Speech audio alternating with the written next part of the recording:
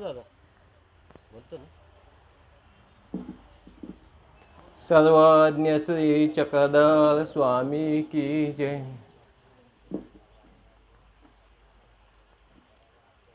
दंडवत. सर्वांना माझा दंडवत. योग्यता नाही, पात्रता नाही, परंतु सर्वज्ञ सेवा वासनिक मंडळाचं बाबा अध्यक्ष आहेत आणि सर्वज्ञ सेवा वासनिक मंडळाचं एकच उद्दिष्ट आहे का जे नवीन तरुण वर्ग आहे, वासनिक मंडळ आहे, जेवढे वासनिकांनी बाबांचं एकच ध्येय आहे का सर्व वासनिकांनी तयार होऊन स्टेजवर येऊन 2-2 शब्द बोलले पाहिजे. त्यामुळं मी इथं उपस्थित आहे.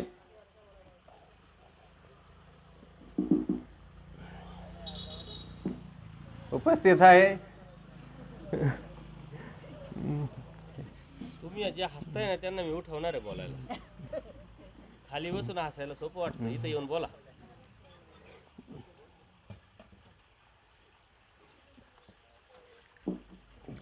बोल बोल सर्व आपलेच आहे, काय टेन्शन नाही. गप्पा मारायची, तुझ्या भावना व्यक्त करायची. बाबांचा सत्संग ऐकायला लागलो. कापरा सगळ्यांचाच होतो.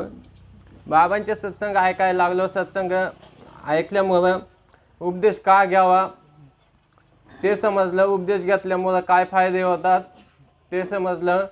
उपदेश बाबाच्या सत्संगामुळं हे समजलं आपण उपदेश घेतल्यामुळं किती फायदे होतात आपल्याला. बाबांच्या सत्संगामुळं ऋणाईचा दृष्टांत समजला. आपण उपदेश घेतल्यानंतर आपल्याला आपले 50% आपले दुःख देवता आपले परमेश्वर माफ करतात. आपल्याला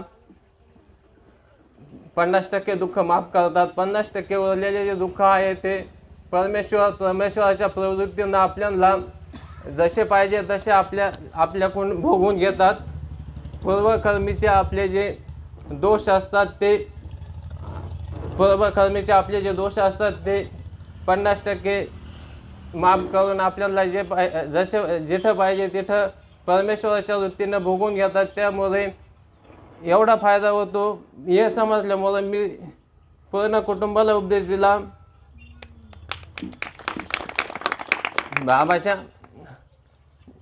बाबाच्या संपर्कात आलो. उपदेश तर 20 वर्षापासून घेतला, पण ज्ञान नव्हतं.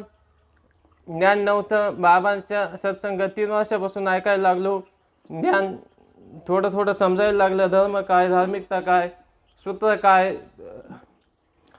काय, त्या देवानं आपल्याला काय सांगितलं आहे हे सांगितल्यामुळं थोडं